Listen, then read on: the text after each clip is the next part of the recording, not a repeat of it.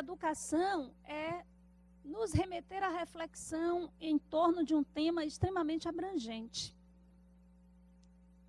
Nós falarmos de educação é falarmos de educação doméstica, educação formal, educação profissional, educação ambiental, educação sexual. De que educação é mesmo que nós vamos falar? Então, quando a palavra educação vem à nossa mente, o que é que nós pensamos? Certamente a maioria pensa em educação formal, mas eu queria convidá-los a uma reflexão em torno dessa educação, sem perder em nenhum momento a perspectiva do significado da educação para o espírito. Todos nós, espíritos, estamos aqui na busca de uma transformação que nos coloque em um estado interno de harmonização. Trocar o microfone?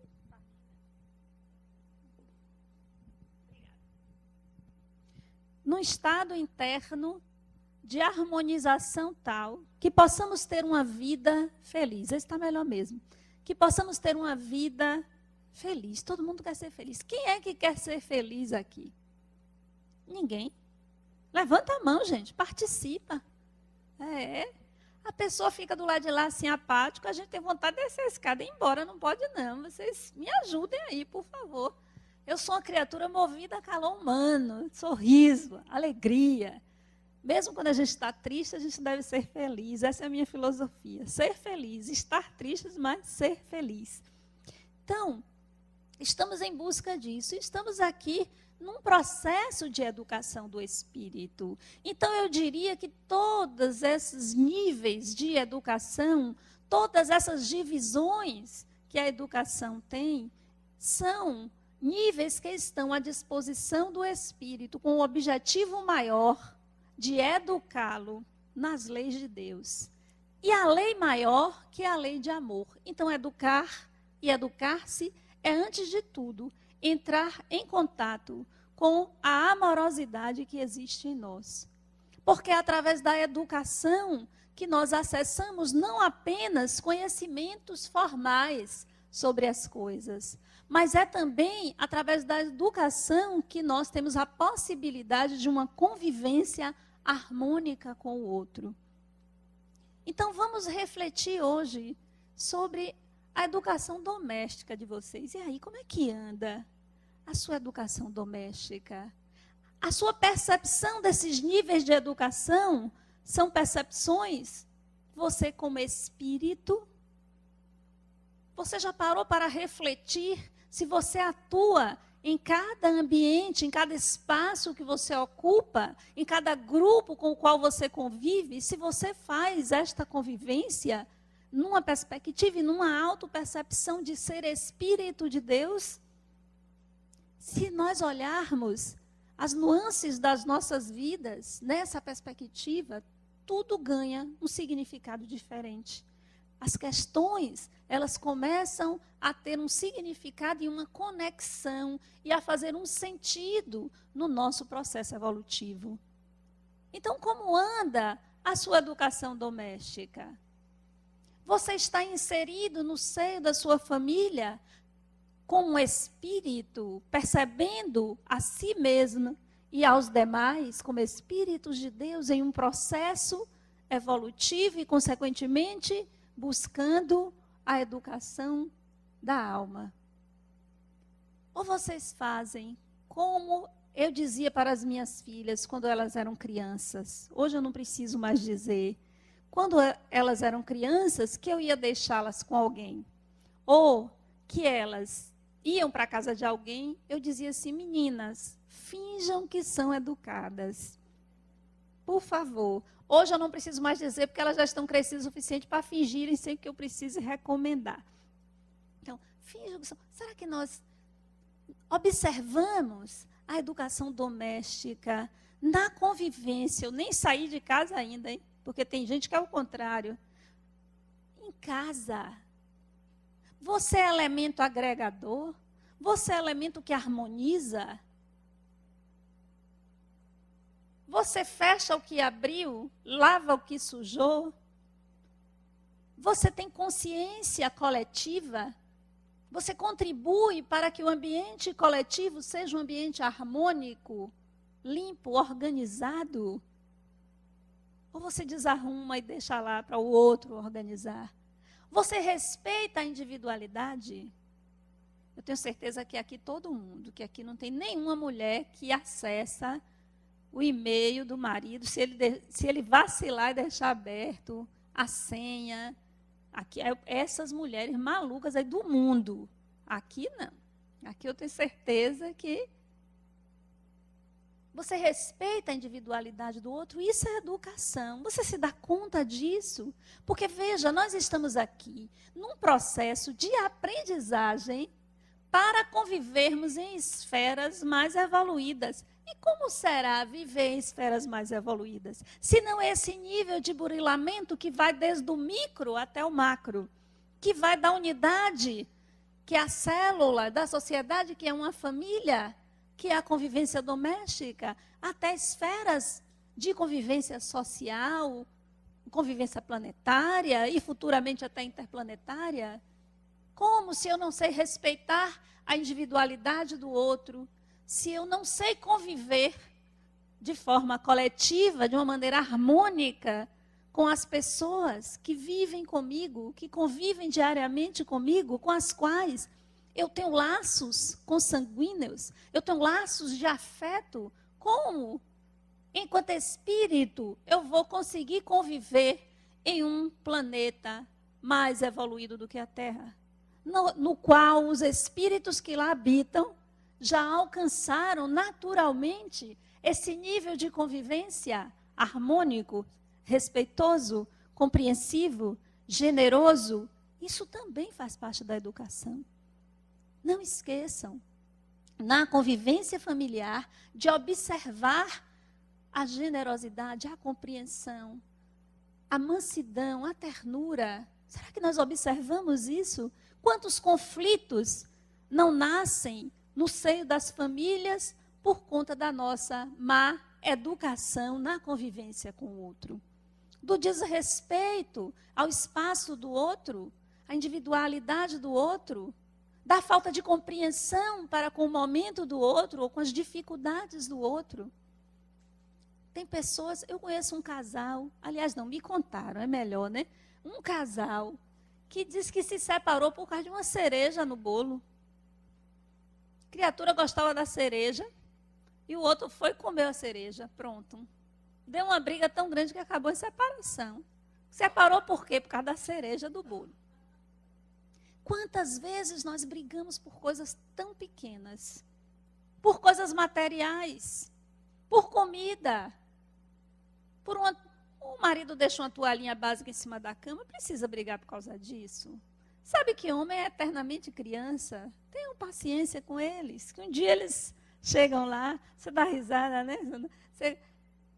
Então, são coisas que muitas vezes nós precisamos parar para uma reflexão e dizer assim, vem cá, para que eu vou criar uma confusão mesmo por causa disso? Será que vale a pena fazer essa distinção entre coisas que são realmente necessárias, enfrentamentos de questões que são muito mais profundas e que precisam realmente serem trazidas para o diálogo, para a discussão, para o posicionamento, mas às vezes nós ficamos brigando por coisas periféricas, por coisas que, se a gente for parar para refletir de uma forma mais centrada e racional, nós vamos ver que não tem o menor sentido, que são coisas tão pequenas.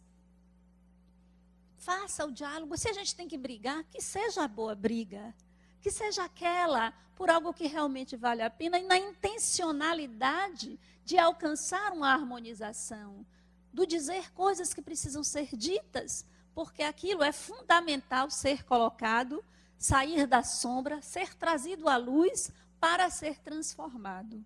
Porque o que transforma a sombra em luz é a nossa coragem de trazermos as questões que estão ocultas para a luz da consciência. No momento em que eu tenho coragem de enfiar a minha mão no cesto, ainda que tenha uma cascavel lá dentro, e trazer para a luz da consciência. Eu consigo transformar. Eu consigo transformar aquilo que é negativo em algo positivo, em algo que vai fomentar o meu vínculo mais íntimo, mais estreito com o outro, aquilo que vai fortalecer laços afetivos. Enquanto quando nós deixamos questões sombrias embaixo do tapete, no porão da consciência, sem que as coisas sejam trazidas e ditas, acaba que isso vai minando as relações. E de repente, por causa de uma cereja de um bolo, nós terminamos um casamento, que obviamente não foi por causa da cereja, é porque existia, certamente, tudo estava minado, se estava vivendo em um campo minado. Todas as vezes que nós nos recusamos a fazermos os enfrentamentos necessários, em algum momento, isso vai aparecer. Pode ser com uma doença, pode ser com uma desavença, com um conflito, pode ser uma doença física ou de cunho psíquico, mas vai aparecer. Mas se nós praticarmos a educação, porque primeiro é um esforço. Nós nascemos com os nossos instintos. Nós somos meio anjos, meio animais. Nós temos em nós a bondade e a luz, mas temos também a escuridão, o mal. E todas as vezes que nós conseguimos conviver com essas forças opostas em nós, de uma forma harmônica e consciente, ou invertendo, de uma forma consciente e harmônica, consequentemente, essas questões são responsáveis, não pelos conflitos, mas sim como um impulso para o nosso processo evolutivo, o reconhecimento das dificuldades. Então, a educação doméstica, eu diria que é o pilar fundamental para que possamos conviver nos outros ambientes com os quais nós acabamos mantendo vínculos de relação. Então, como anda a sua educação doméstica? Como andam os seus vínculos com as pessoas com as quais você convive? Qual foi a última vez que vocês conseguiram parar para conversar, para ter um diálogo profundo? Nós esquecemos de ter diálogos mais profundos com as pessoas. Às vezes a convivência e a rotina corrida do dia a dia, ela acaba nos afastando. Nós deixamos de conversar. Aquela conversa gostosa, sabe? Aquela conversa que se tinha antigamente na cozinha, que a cozinha sempre foi o lugar mais mágico das casas, né? Eu, pelo menos, adoro uma cozinha e adoro cozinhar. Então, na mesa, após o jantar, lá em casa todo mundo sabe que é proibido não se almoçar junto no domingo. Todo domingo, as meninas vão para a farra, no sábado, quando vão, então estão dormindo, acorda para almoçar a família. E aí senta. E aí a minha filha do meio, que é a minha diferença, porque ela é muito parecida comigo, dois bicudos não se beijam. E aí ela diz, já sei que vai sobrar para mim, porque quando tem reunião familiar, tem aquelas conversas sobre as questões de cada um, e aí começa, e aí vai. São momentos singulares, são momentos importantíssimos para aquele grupo de espíritos que reencarnaram com um propósito de individual, mas também de convivência para a evolução de cada um. Então, são momentos importantíssimos que nós precisamos, porque cria liga, cria vínculos. Acabamos por auxiliar uns aos outros nesse processo de educação. Mas cada um com sua diferença, cada um com sua questão, cada um com sua singularidade, expressando a singularidade. E nós só podemos viver harmonicamente em família quando nós respeitamos a individualidade. Quando nós respeitamos as escolhas do outro e quando nós buscamos, de forma sincera, verdadeira, compreender o outro, estabelecer laços de ternura, laços afetivos, que vão nos acompanhar, quanto mais amigos, quanto mais laços afetivos, melhor. Porque talvez você não venha mais com esse grupo de espíritos em uma próxima encarnação, mas certamente esses espíritos farão parte, quando nós conseguimos estabelecer esta convivência harmônica e amorosa, farão parte da nossa grande família espiritual. E nós estaremos juntos em outras oportunidades, às vezes não como família, mas como amigos, como colegas, companheiros. É importante você se perceber como espírito no seio da sua família, um espírito em processo de educação, num processo educativo, porque a reencarnação é um processo educativo. É uma oportunidade de burilamento e a convivência familiar, a intimidade da convivência. Que escola maravilhosa, que escola para a alma. Porque na intimidade não tem máscara que se sustente. Por mais que você pareça educado e bonzinho para o mundo, por mais que você encaixe a sua máscara, você não consegue sustentar máscaras na intimidade do lar. Não é possível. Não é possível. Você acaba derrubando essas máscaras e o outro lhe vê, muitas vezes, como você realmente é. E que coisa abençoada é podermos conviver com pessoas que nos veem como nós realmente somos e ainda têm a intimidade para nos dizer as coisas que nós muitas vezes não queremos ouvir. Que fantástico, que oportunidade. Como devemos ser gratos às pessoas que têm a coragem de nos dizer coisas que nós não queremos ouvir, porque isso é ouro no processo de educação do espírito, isso é ouro no processo evolutivo do espírito. Quando nós conseguimos absorver aquilo que é dito e transformar. Quando nós descemos do pedestal da ilusão do ego ao nosso próprio respeito, temos a humildade de olhar as nossas limitações, nós conseguimos superá-las e vamos adiante no nosso processo evolutivo. Então, quantos conflitos nós podemos evitar no seio familiar se agirmos numa perspectiva de nos percebermos como espíritos e os outros também num processo de educação? Como uma sala de aula, na qual existem pessoas que acompanham os ensinamentos em diferentes níveis. Tem uns que se adiantam mais rápido, ou gostam mais de uma coisa ou de outra.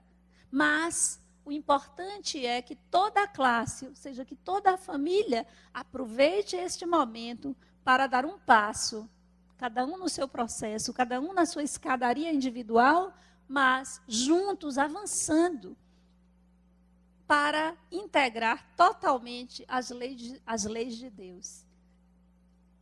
E como anda a sua educação na convivência coletiva? Vixe, esse aí é complicado.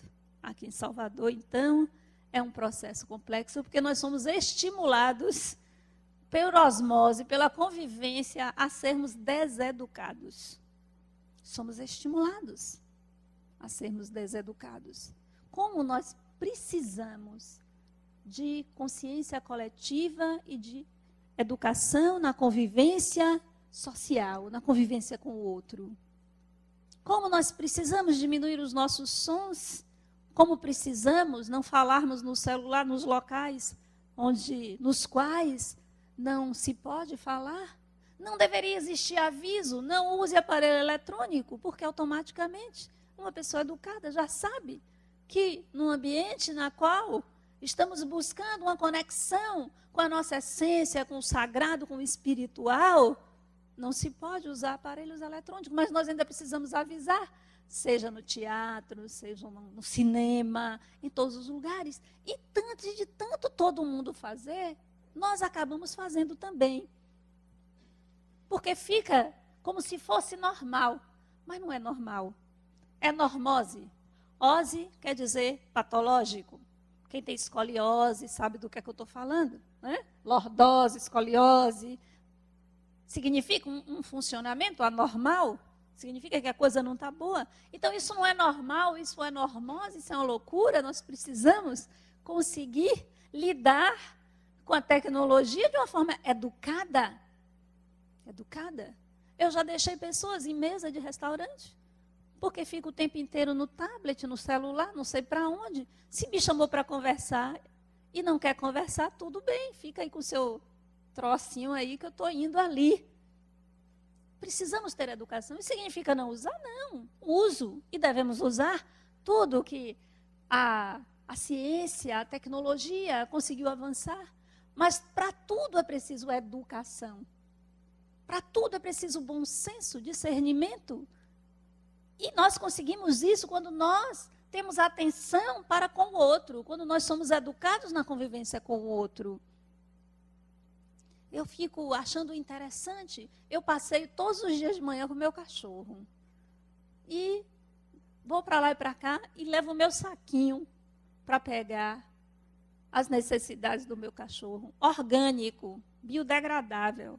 Ainda faço isso. E lá vou eu.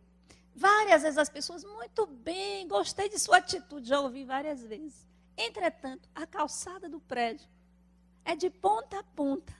Uma coisa tão simples. E aí eu vi outro dia, no outdoor de um ônibus, no fundo, o cocô do seu cachorro tem dono. Né? É você. Não é só seu cachorro que tem dono. E nós vamos fazendo, sem atenção, sem prestar atenção, que isso fala sobre o nosso nível evolutivo. Como eu vou conviver em esferas espirituais mais elevadas se eu não tenho educação para conviver aqui no planeta Terra com as pessoas? Se eu me deixo envolver e acabo desrespeitando o direito do outro. E o respeito ao outro é fundamental a um espírito que deseja alcançar outros níveis de evolução. Respeitar na convivência coletiva a fila, o trânsito. Isso é se perceber como espírito. Se perceber como espírito não é vir para o centro espírita apenas e sentar e orar, elevar. Tudo isso é fantástico e pode ser feito. Mas se perceber como espírito é se perceber um espírito inserido numa convivência familiar, numa convivência social. É fazer diferença no mundo.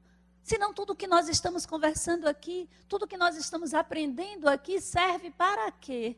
Se não for para uma autotransformação, se não for para o seu autodesenvolvimento, se não for para você contribuir para termos um mundo melhor, uma sociedade convivendo de forma mais harmônica, mais feliz. Então, a educação na convivência com o outro, ela é fundamental. E como nós estamos precisando disso, como nós somos deseducados muitas vezes, até sem perceber. Eu fico muito chateada comigo mesma quando eu não percebo alguém que vai atravessar a rua e não para o carro. Sabe por quê? Muitas vezes não se percebe. Porque nós não fomos educados para isso. Porque se fôssemos, era pé na faixa, pé no freio, como nos países desenvolvidos. Em que você até, quando eu morei fora uns meses, quando eu voltei, eu digo, eu vou ser atropelada lá em Salvador, porque eu fiquei tão no automático de passar pelas faixas, porque o respeito à convivência coletiva, eles têm outros problemas lá, viu? Não se iludam indo para lá achando que é tudo a mil maravilha, não, porque não é. Mas a aquisição da educação da convivência coletiva, eles já conseguiram. Não conseguiram o nosso calor, a nossa afetividade, a nossa alegria, mas já a gente precisa misturar um pouquinho para dar um resultado mais positivo. Isso é se perceber como espírito. Não ache que ser espírito é apenas quando você desencarnar. Você é espírito. Você é espírito encarnado e você está aqui num processo de aprendizado. Então aproveite cada ambiente que você convive, cada espaço que você ocupa para se perceber como espírito de Deus, para contribuir com aquilo que você entende que nós devemos chegar. Nós falamos que a sociedade é dessa ou daquela forma. Nós falamos que o mundo está assim ou assado. Faça diferença no mundo. Fazer diferença no mundo significa passar a agir de forma coerente com aquilo que você quer alcançar. Se você quer paz no mundo, esteja em paz. Transmita paz. Se você quer amizade, seja amigo. Se você quer conviver com pessoas que respeitam o coletivo, respeite o seu coletivo. Não veja o outro, porque muitas vezes a gente diz assim, mas todo mundo faz, não é? Eu vou fazer também, está todo mundo fazendo, então vamos fazer também. Vamos lá de sinal, vamos furar fila, vamos dar aquele famosa carteirada, aquele jeitinho. Vamos comprar o produto que não é biodegradável. A gente não presta atenção, a gente compra sem atenção. Isso é se perceber como espírito, porque nós entendemos o planeta Terra como uma morada, como uma grande nave, e nós vamos voltar para cá. E que mundo é que você quer encontrar aqui?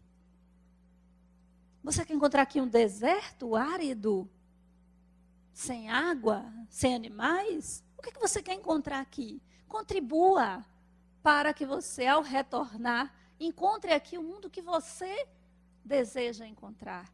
Aquilo que você prega, aquilo que você quer. Mas nós, muitas vezes, fazemos as colocações sem nos apropriarmos em profundidade daquilo que estamos dizendo. Eu quero um mundo melhor. Se eu perguntar aqui, todo mundo vai dizer que quer. Que contribuição você está dando para esse mundo melhor? Como anda a sua convivência com as pessoas? Você fica atento para poder dar esta contribuição? Ou você está sentado esperando que alguém transforme esse mundo em um mundo melhor? Somos nós que aqui estamos. E nós espíritas muitas vezes ouvimos dizer, principalmente as pessoas que estão iniciando, a Terra é um planeta de provas e expiações. Estamos na ponta da língua. Mas ele vai se transformar em um planeta de... Esse povo aqui não frequenta curso básico, não, eu tenho certeza. Planeta de... Pode falar alto, não tenha medo não. Planeta de regeneração. Aí eu pergunto a vocês, como? Como o planeta Terra vai deixar de ser de provas e expiações? Como? Na mágica? Alguém vai estalar o dedo e o planeta vai se transformar? Como e quando esse planeta vai se transformar? Ele vai se transformar quando a maioria de nós mudarmos a nossa vibração, quando a maioria de nós nos tornarmos espíritos educados, capazes de uma convivência harmônica, pacífica, amorosa, respeitosa. Senão, não vai mudar enquanto isso não acontecer. Não é magia, não é automático. E claro que a maioria mudando, a vibração do planeta muda. E aqueles que estiverem em outra vibração já não poderão mais reencarnar neste planeta. Terão que ir para planetas mais atrasados, porque já não mais conseguirão encarnar, a não ser aqueles que vêm também para ser educados pelos que aqui estão. Então vamos refletir que a mudança que nós queremos que se processe no mundo depende da mudança em cada um de nós. O nosso entorno, o nosso mundo muda quando nós mudamos. E precisamos começar do seio da nossa família, do seio do nosso lar. Eu preciso mudar a minha sintonia vibratória, porque é essa vibração que vai atrair espíritos que vão nos auxiliar. Mas quando eu estou numa vibração da raiva, da mágoa, do ressentimento, da queixa, da autopiedade, da pena de si mesmo, da raiva do outro, da queixa do outro, da culpabilidade do outro ou da culpa, quando eu estou nessa sintonia, eu atraio obsessores. Eu atraio espíritos desencarnados que estão com essa mesma vibração, porque desencarnaram desta forma. Que nós não desencarnemos desta forma. Que quando o desencarne chegar, e vai chegar para cada um de nós, nos alcance um estado interno de pacificação, de ternura, de amorosidade, de alegria. Eu tenho a seguinte teoria: espírito que desencarna triste, sem alegria, vai para o umbral. Para mim vai, sabe? Porque para mim evolução significa um sentimento de alegria, mas não é a alegria da euforia de quem sai correndo atrás do trio no carnaval, não. É a alegria de existir, nada contra quem corre atrás, pode correr à vontade, enquanto tiver perna, pode correr. Eu não tenho mais nem perna, nem joelho, nem... A situação aqui está na fotografia, como diz um amigo meu, eu estou bem, mas na radiografia, na ultrassonografia, vocês precisam ver a situação. Então, é preciso mudar a sintonia vibratória interna para que possamos criar no nosso entorno uma psicosfera diferenciada.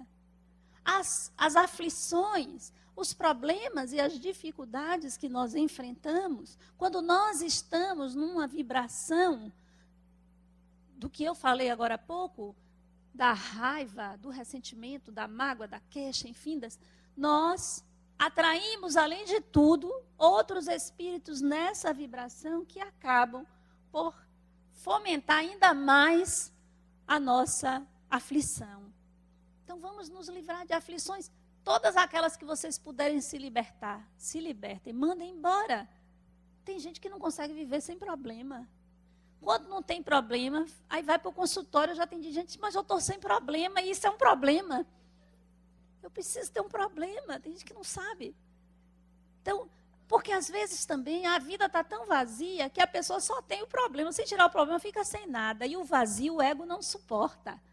Então, nós precisamos preencher a nossa vida através da nossa criatividade com coisas que alimentem a nossa alma. Então, saber conviver coletivamente, ter educação no lar, ter educação na convivência social, buscar uma harmonização interna, buscar um processo de autodesenvolvimento, de autotransformação, fazer uma faxina interna, jogando fora tudo aquilo que precisa ser jogado. Porque tem gente que guarda a mágoa, o ressentimento de 1920, bolinhas e coisas que aconteceram, e ficam eternamente num discurso de queixa. A vida é uma infinidade de experiências e de possibilidades. E cada experiência pela qual o espírito passa, agrega algo que vai contribuir para o seu processo de evolução. Encontrar a felicidade de existir. Eis a missão de cada um aqui. Sua missão, sabe qual é? É ser feliz. Essa é a sua missão. Se você não está alcançando a felicidade, é porque você não está compreendendo as mensagens que a vida está mandando para você. Você está querendo aquilo que não é bom para a sua alma. Você não está sabendo lidar com as frustrações do processo de educação, do processo de transformação. Nós precisamos aprender a lidar com frustrações. Nem todo desejo do ego poderá ser alcançado. Muitas vezes porque aquilo não é o que nós, em essência, em profundidade, desejamos. Eu digo que todas as vezes que nós desejamos alguma coisa, existe um outro desejo embutido, inconsciente, que nós não sabemos. E muitas vezes a gente pede uma coisa, vem outra, não é? A gente pede um príncipe, aí vem um sapo. É porque, na verdade, era do sapo que você precisava para evoluir.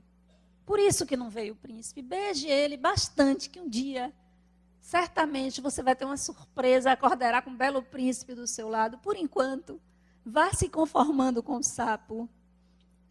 Muitas vezes nós pedimos coisas, mas se você pede, o que a vida lhe manda é o que você necessita para alcançar o que você pediu. As coisas não vêm graciosamente. É preciso um esforço do espírito para se autoeducar, para se perceber, para conseguir alcançar as leis divinas. É para isso que nós estamos aqui. Mas você não está aqui para ser infeliz.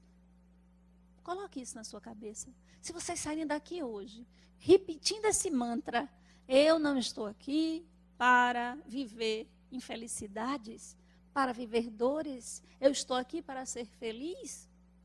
Essa infelicidade, essa aflição e esse problema que eu estou enfrentando nesse momento, é só uma areinha que vai passar. É um vento, é um vendaval, mas vai passar. Vai passar.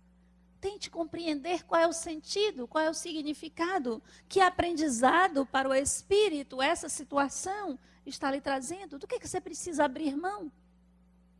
Às vezes a compreensão, a luz surge no momento em que nós desistimos. E às vezes nós ficamos tão infelizes, insistindo com algo, e esse algo não chega, e a gente se debate de um lado, se debate do outro. E às vezes a grande sabedoria está em desistir. Deixar para lá. Aquilo que eu não posso resolver, Aquilo que eu já tentei de todas as formas humanas resolver e que eu não consegui, eu simplesmente preciso me recolher humildemente, se for preciso até de joelhos, entrar em uma conexão profunda com o Criador e dizer: Pai, Mãe, eu lhe entrego esse problema.